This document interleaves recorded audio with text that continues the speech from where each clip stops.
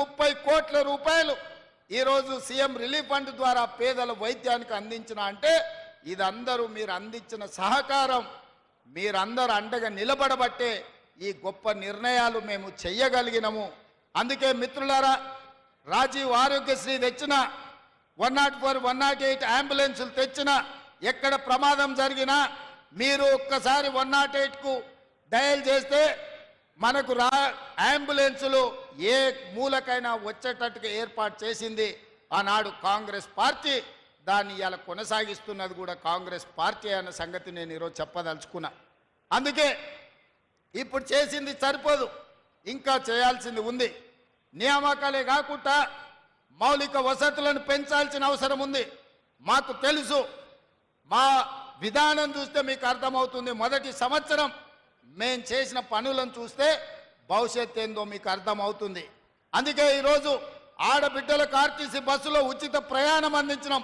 పొన్నం ప్రభాకర్ గారు నిర్వహిస్తున్న రవాణా శాఖలో ఇప్పటికీ 1,15,00,000 మంది ఆడబిడ్డలు బస్సు ఉచిత ప్రయాణాన్ని ఉపయోగించుకుంటే 3,800 కోట్ల రూపాయలు రాష్ట్ర ప్రభుత్వం ఆర్టీసీ కార్పొరేషన్కు కట్టింది.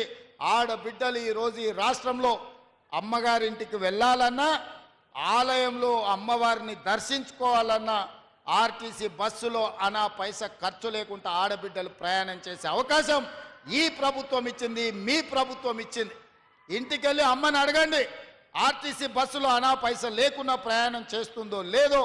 ఇక్కడున్న ఆడబిడ్డలు కూడా ఈరోజు ఉద్యోగాలు వచ్చే వాళ్ళు ఆర్టీసీ బస్ ఎక్కి ఇంటికి పోయేటప్పుడు చూడండి, ఎవరైనా మిమ్మల్ని ఒక్క పైసా అడుగుతారేమో. ఇది మా కమిట్మెంట్. ఇవాళ పేదవాళ్లకు 200 యూనిట్లు ఉచిత విద్యుత్తు, వ్యవసాయానికైనా ఉచిత విద్యుత్తు. మరి పట్టణాలలో ఉండే పేదలకు లేదా అంటే పేదవాళ్ళకు కూడా విద్యుత్తు భారం పడకుండా టీవీ పెట్టుకున్నా, ట్యూబ్ లైట్ వేసుకున్నా, ఫ్రిడ్జ్ పెట్టుకున్నా పేదవాళ్ళకి ఇబ్బంది లేకుండా 200 యూనిట్ల వరకు ఇవాళ పేదవాళ్ళకు ఉచిత వైద్యం అందిస్తున్నాం.